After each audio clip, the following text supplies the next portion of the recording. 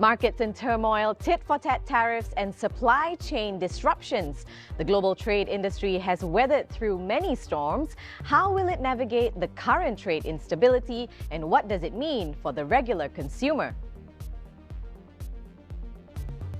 Welcome to The Exchange from our studio here in Doha.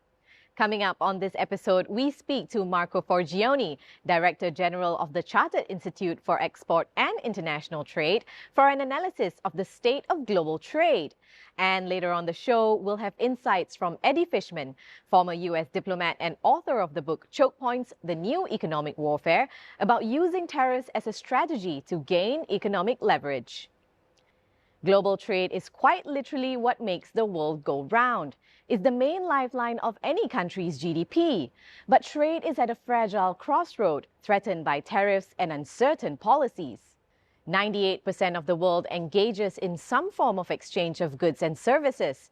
According to the United Nations, global trade figures hit a record $33 trillion in 2024, marking a 3.7% jump from the previous year. But a cloud of uncertainty has loomed over that momentum in 2025, shaken by tariffs announced by U.S. President Donald Trump. The so-called Liberation Day tariffs targeted around 90 of the country's trading partners, including the UK, China, and the European Union. The decision has prompted countries to initiate bilateral talks with the Trump administration to negotiate a mutually beneficial trade agreement. But where does it all leave the average person? Tariffs are taxes on imported goods that can increase prices of everyday items. So while the U.S. tariffs were meant to rebalance trade, they have started to hurt the pockets of consumers.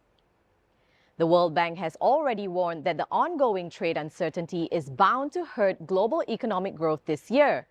I spoke to Marco Forgione, Director General of the Chartered Institute of Export and International Trade in the UK, who shared insights on what can be done to soften the blow.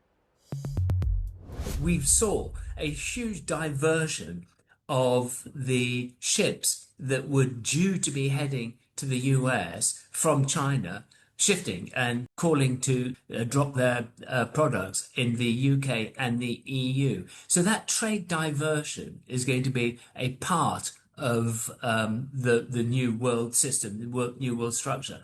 And that sort of dumping of goods into more open markets actually creates an existential threat to those domestic markets, because cheaper product coming in mass obviously undermines domestic manufacturing capability. We're going to have to see defensive measures taken by other nations and other markets to protect their domestic production capability. So you enter a world whereby tariffs become the norm as nations seek to not just defend their domestic production capability, but also to secure their domestic marketplace. It's a challenging environment, but that's not an encouragement for businesses to retrench. I think it's about businesses having a more resilient approach to their international trade. 2025 also marks 5 years since another global shift in trade, Brexit. Leaving the European Union posed many challenges for the United Kingdom. And while the two parties have reached a new trade deal, our reporter Emmeline Nsingi Nkosi finds out that some communities in the UK have found a silver lining in this new reality. Hi Layla, I'm in Tilbury in southeast England, where the Thames Freeport is reshaping trade. Thames Freeport is a special economic zone designed to regenerate the east of London. Ruth Kelly is at the helm of this transformative initiative. With a wealth of experience in both government and business, she's driving Thames Freeport's vision to redefine the UK's trading landscape.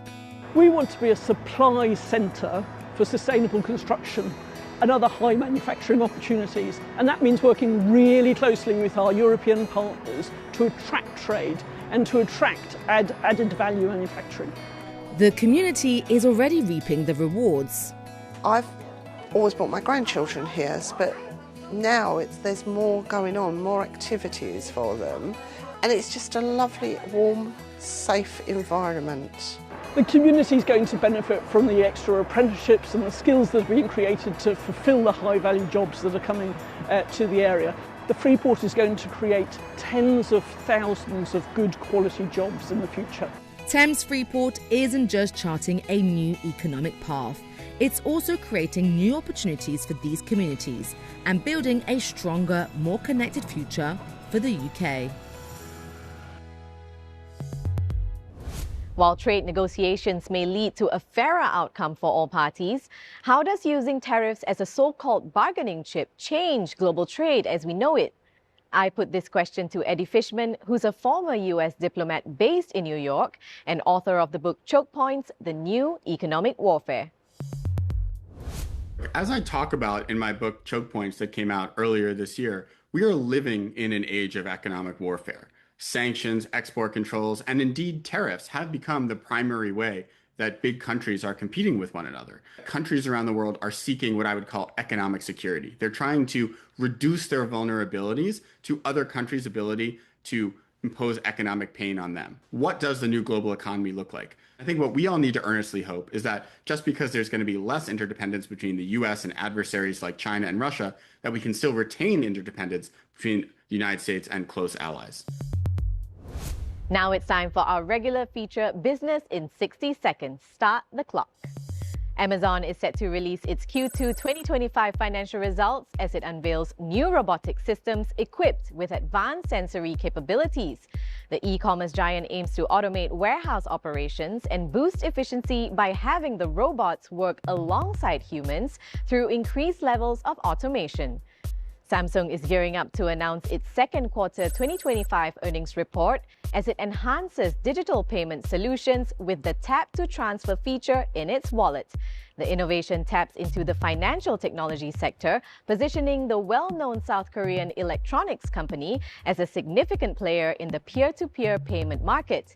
And L'Oreal is set to report its Q2 2025 performance, building on the successful launch of the Cell Bioprint device earlier this year. The personalized skin analysis technology has generated strong consumer interest, positioning the worldwide cosmetics company at the forefront of the skincare market. While the recent instability has rocked global trade, it's not entirely uncharted waters.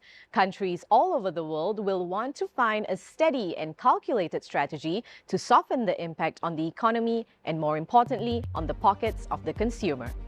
Well, that's all the time we have for on this edition of the show. Thanks for watching. Please do check out Euronews.com for all your latest business news and join us again next time on The Exchange.